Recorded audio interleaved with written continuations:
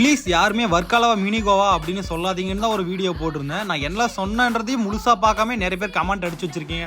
சரி, அப்படி கமெண்ட் அடிச்சு வச்சிருக்காங்களே, அவங்க வர்க்காலா நிறைய டைம் போயிருப்பாங்க, கோவாவும் நிறைய டைம் போயிருப்பான்னு பார்த்தா எங்கேயுமே போவாமே கமெண்ட் அடிச்சு வச்சிருக்காங்க. எனக்கு அதை பார்த்தா தான் காண்டேருது.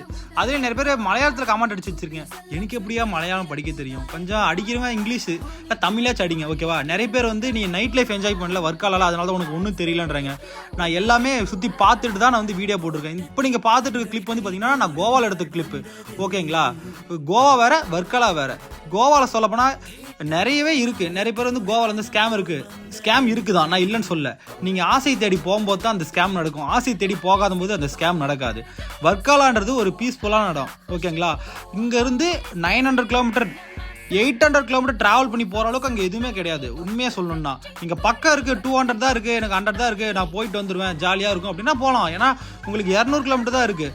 இங்கேருந்து நான் 800 900 கிலோமீட்டர் ட்ராவல் பண்ணி போகிற அளவுக்கு எதுவுமே இல்லைன்னு தான் நான் சொல்லியிருப்பேன், ஓகேங்களா? அதே மாதிரி கோவா சுற்றி பார்க்கறதுக்கு 4 நாள் தேவைப்படும். ஏன்னா நார்த் கோவான்னு ஒன்று இருக்குது, சவுத் கோவான்னு ஒன்று இருக்குது. அந்த சவுத் கோவான்றது தான் வந்து வர்க்காலா. ஏன்னா சவுத் கோவா வந்து பீஸ்ஃபுல்லாக இருக்கும், அதே மாதிரி வர்க்காலா பீஸ்ஃபுல்லாக இருக்கும். வர்க்காலான்றது நல்ல பிளேஸ் தான்.